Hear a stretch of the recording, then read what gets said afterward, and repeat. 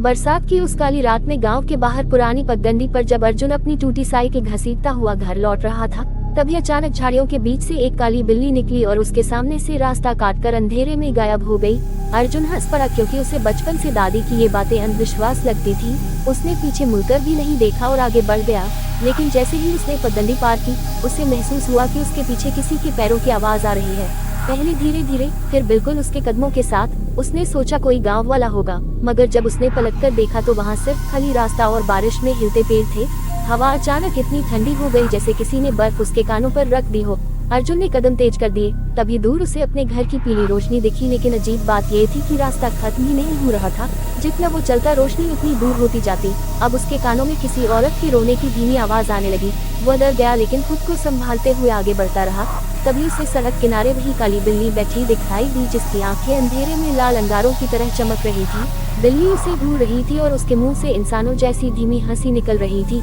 अर्जुन का गला सूख गया। उसने तुरंत दूसरी तरफ देखने की कोशिश की, लेकिन तभी उसे महसूस हुआ कि उसके कंधे पर किसी ने बर्फ जैसे ठंडे हाथ रख दिए हैं। उसका पूरा शरीर कांप उठा। उसने धीरे धीरे गर्दन घुमाई तो पीछे एक बूढ़ी औरत खड़ी थी, जिसके सफेद बाल बारिश में हवा के साथ उड़ रहे थे और चेहरा आधा जला हुआ था। उसकी आंखें पूरी काली थी, बिना पुतलियों के और होंठ फटे हुए। वह औरत मुस्कुराए और टूटी आवाज में बोली, तू रुक क्यों नहीं गया? बिल्ली ने चेतावनी दी थी। अर्जुन चीखते हुए भागा। अब उसे लग रहा था जैसे पूरा जंगल उसके पीछे दौड़ रहा हो। पेड़ों के बीच से सैकड़ों फुसफुसाहटें आ रही थी। मत भाग, मत भाग। अचानक उसकी साइकिल अपने आप चलने लगी और उसके आगे आगे जाने लगी, जैसे कोई अदृश्य इंसान उसे चला रहा हो। अर्जुन ने डर के मारे आंखें बंद कर ली और भागता रहा। तभी उसका पैर किसी चीज से टकराया और वह कीचड़ में गिर पड़ा। उसने ऊपर देखा तो सामने एक पुराना कुआं था, जिसके बारे में गांव में कहा जाता था कि सालों पहले एक औरत ने अपने बच्चे के साथ उसमें कूदकर जान दे दी थी। अर्जुन उठने ही वाला था कि कुएं के अंदर से बच्चे के रोने की आवाज आने लगी। फिर धीरे धीरे कई हाथ कुएं से बाहर निकलने लगे, काले सड़े हुए हाथ जिनकी उंगलियां असामान्य रूप से लंबी थी। अर्जुन पीछे हटने लगा, लेकिन तभी किसी ने उसका पैर पकड़ लिया। उसने नीचे देखा तो वही काली बिल्ली उसके पैर पर पंजे गड़ाए बैठी थी, मगर अब उसका शरीर बिल्ली का नहीं रहा था। उसका चेहरा इंसान जैसा बनने लगा था और उसकी आंखों से खून बह रहा था। अर्जुन पूरी ताकत से चिल्लाया और किसी तरह खुद को छुड़ाकर भागा। दूर उसे मंदिर की घंटियों की आवाज सुनाई दी। वह पूरी जान लगाकर उस दिशा में दौड़ा, लेकिन जैसे ही वह मंदिर के पास पहुंचा, उसने देखा कि मंदिर सालों से खंडहर बना पड़ा था और अंदर कोई मूर्ति नहीं थी। सिर्फ दीवारों पर खून से एक ही बात लिखी थी, जो संकेत को अनदेखा करता है, वो वापस नहीं लौटता। तभी पीछे से वही बूढ़ी औरत की आवाज आए, अब बहुत देर हो चुकी है। अर्जुन धीरे धीरे पीछे मुड़ा और उसका दिल धड़कना बंद होने जैसा हो गया, क्योंकि अब वहाँ सिर्फ वो औरत नहीं थी, बल्कि दर्जनों लोग खड़े थे, जिनके चेहरे सड़े हुए थे, आंखें खाली थी और सबके पैरों के पास वही काली बिल्लियां बैठी थी। अचानक सारी बिल्लियां एक साथ चीखने लगी। उनकी आवाज इंसानी चीखों जैसी थी। अर्जुन भागना चाहता था, मगर उसके पैर जमीन में धंसने लगे, जैसे मिट्टी उससे निगल रही हो। वह रोते हुए मदद के लिए चिल्लाया, लेकिन पूरा जंगल एकदम शांत हो गया।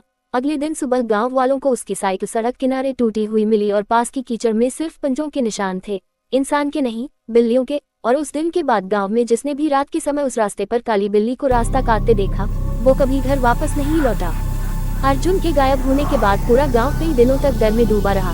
लोग शाम ढलते ही अपने दरवाजे बंद कर लेते और उस पगडंडी का नाम लेना भी अपशकुन मानते। लेकिन अर्जुन की मां को यकीन था कि उसका बेटा जिंदा है। हर रात वह घर के बाहर दिया जलाकर उसका इंतजार करती। एक हफ्ते बाद अमावस्या की रात अचानक उनके दरवाजे पर धीमी दस्तक हुई। अर्जुन का छोटा भाई विवेक कांपते हुए दरवाजा खोलने गया और सामने जो खड़ा था उसे देखकर उसकी चीख निकल गई। वह अर्जुन था, लेकिन कुछ बदल चुका था। उसके कपड़े कीचड़ और सूखे खून से भरे थे, चेहरा पीला पड़ चुका था और उसकी आंखों के नीचे गहरे काले निशान थे। सबसे डरावनी बात यह थी कि उसकी आंखों की पुतलियां पूरी तरह गायब थी, सिर्फ सफेद हिस्सा दिखाई दे रहा था। माँ उसे देखकर रोते हुए गले लगाने दौड़ी, लेकिन अर्जुन बिल्कुल चुप रहा। उसने बस धीमी आवाज में कहा, दरवाजा बंद कर दो, वो मेरे पीछे है। घर का माहौल अचानक बर्फ जैसा ठंडा हो गया। उसी पल बाहर से कई बिल्लियों के रोने की आवाज आने लगी। पूरा आंगन उनकी डरावनी चीखों से गूंज उठा।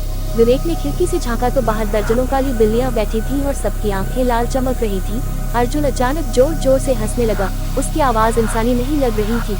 वह फटी हुई आवाज में बोला, उन्होंने मुझे छोड़ दिया क्योंकि अब उन्हें नया रास्ता चाहिए। इतना कहते ही घर की सारी लाइटें बुझ गईं। दीवारों पर किसी की नाखून रगड़ने जैसी आवाज आने लगी। माँ डरकर मंत्र पढ़ने लगी, लेकिन तभी अर्जुन ने अपना सिर अजीब तरीके से घुमाया, इतना कि उसकी गर्दन टूटने जैसी आवाज आई। उसने धीरे धीरे विवेक की तरफ देखा और मुस्कुराया। उसके होठों के किनारों से काला खून बह रहा था।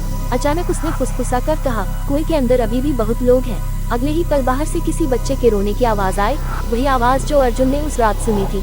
विवेक डर के मारे खिड़की से हट गया, लेकिन अर्जुन धीरे धीरे दरवाजे की तरफ बढ़ने लगा। उसके कदम जमीन पर नहीं पड़ रहे थे, ऐसा लग रहा था जैसे वह हवा में तैर रहा हो। उसने दरवाजा खोला और बाहर अंधेरे में देखने लगा।